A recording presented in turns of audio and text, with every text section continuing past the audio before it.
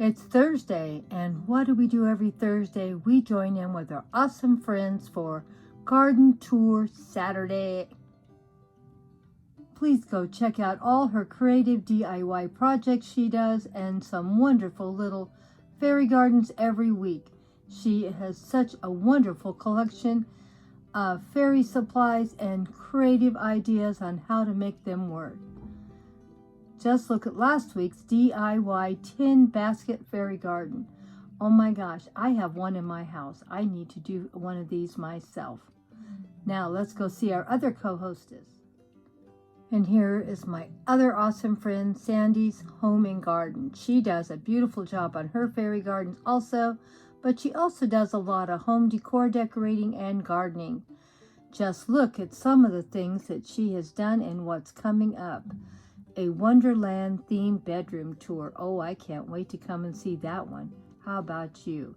And don't forget, she always comes up with something wonderful for Fairy Garden Thursday, and Alice in Wonderland, she's joining in. And she also joins in with us with Fairy Garden Thursday, a wonderful, wonderful channel. Don't forget to go check her out. And here is my last co-hostess, growing on Vancouver Island. She's an awesome channel. Go check her out. She loves gardening like I do, and she always has some great garden tours or great adventures in the forest near her she lives, or fairy gardens, and she does gardening in the house and in her garden. She lives in Canada where it gets cold, but it doesn't stop her from gardening, so go check out her channel and be amazed at what she does. And she always comes up with some great new little tips for the garden also. So go check out Growing on Vancouver Island, a great friend. Well, here is my first fairy garden I'm going to share today. It's a cute little basket with a little handle that's been made into a fairy garden. I've had this at least a couple of years, and all the other things that you see in this fairy garden I already had used in past posts, so it's a free post. Not every fairy garden I put together cost me any money, and this is one that was free. I've reused and repurposed as many pieces as I can, for we can keep this into free. And I'm going to try to do a lot more like this in the future. So I'm trying to share with you all, reuse, repurpose, shop that house, shop that garden before starting any project. You'll be amazed at how many posts you can put up to do with fairy gardens, and you can see little fairy houses tucked back up in the forest. Also, this was a very fun, quick, easy little one to do. I already had all the plants. Some of them were plants I had, some were cuttings, but nothing in this post is new. It's all been used before in a past post or years. Like I said, that little basket, I'm sure it's at least 4 or 5 years old. And being that it stays out in the garden all the time, I think it looks great. What do you think? Leave me a comment. And this area is tucked in with so much life and so many beautiful things. I love sharing it with you. And you can do a lot. And I keep a lot of my stuff in containers where I can move them around and look like I have more than I really have. It also keeps the area clean from clutter. And it keeps the weeds at bay also. I'm getting a little old, and I think I'm going to do more container gardening in the future. Now we have another little garden that we did spend some money on. The little daffodils, I usually don't buy them if they've already been opened and look like they're drying out. But because I wanted the daffodils, I went ahead and bought it. I like to keep my collection of bulbs up as much as I can, for I always have something beautiful to share with you. And they still have some beautiful flowers on them.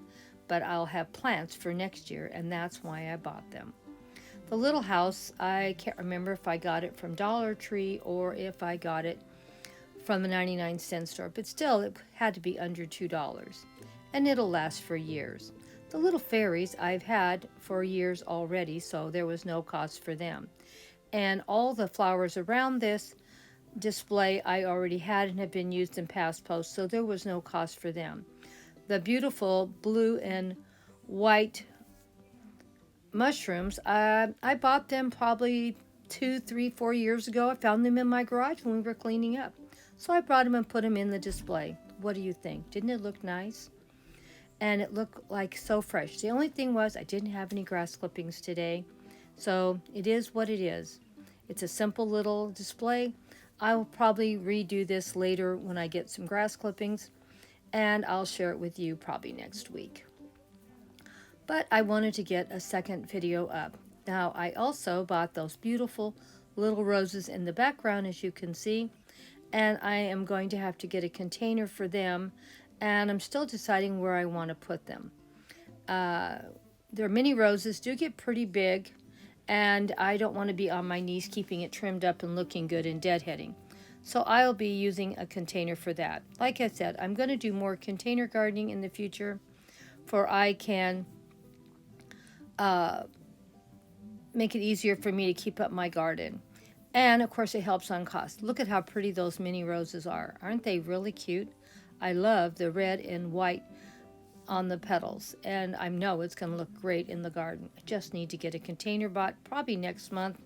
I'm out of money for this month. And you know, I don't charge anything. I live what I can afford to spend. If I can't afford it, I just don't buy it. I'm trying to keep myself on a budget. But look at all the color in my garden.